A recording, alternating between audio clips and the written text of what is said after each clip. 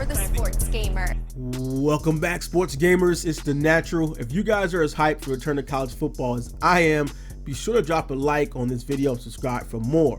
So when EA Sports announced the return to college football games with EA Sports College Football, everyone who was a fan of the old NCAA football series was excited. Finally, we'll have a new AAA college football game to enjoy with all of our favorite schools. Of course, the discussion turned to when the game's release would be. In its announcement of the game, EA stated that it was beginning of start of the development process. That would lead many to assume that it would at least be a year or two before we got our hands on the game, but we have no exact confirmation of that. But according to Action Network's Darren Rovell, it looks that we're looking at the 2-year mark for the game's release. Rovell put out a tweet saying that an insider he spoke with said that EA Sports has a target year of 2023 for the launch of EA Sports College Football.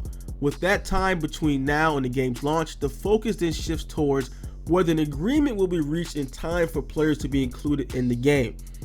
And everyone, that is the billion-dollar question. EA Sports hasn't released a college football game in 8 years due to lawsuits surrounding unauthorized use of student-athlete likeness.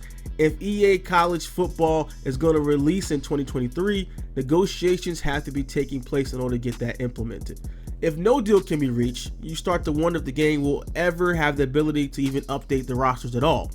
One of the biggest issues for EA can come from players being able to update a school's roster to have an accurate look, therefore circumventing any licensing issues. But this was a major problem back in early 2000s and could rear its ugly head again if not handled properly.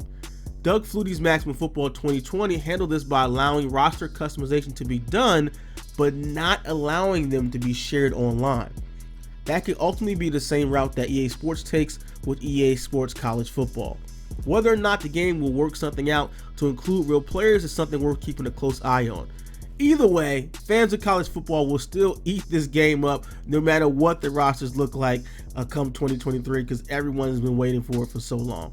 On this same front, NPD Group Chief Gaming Industry Analyst Matt Piscatella said that he didn't want to speculate on a development timeline, but he did point to the Xbox version MLB The Show that was announced back in December 2019.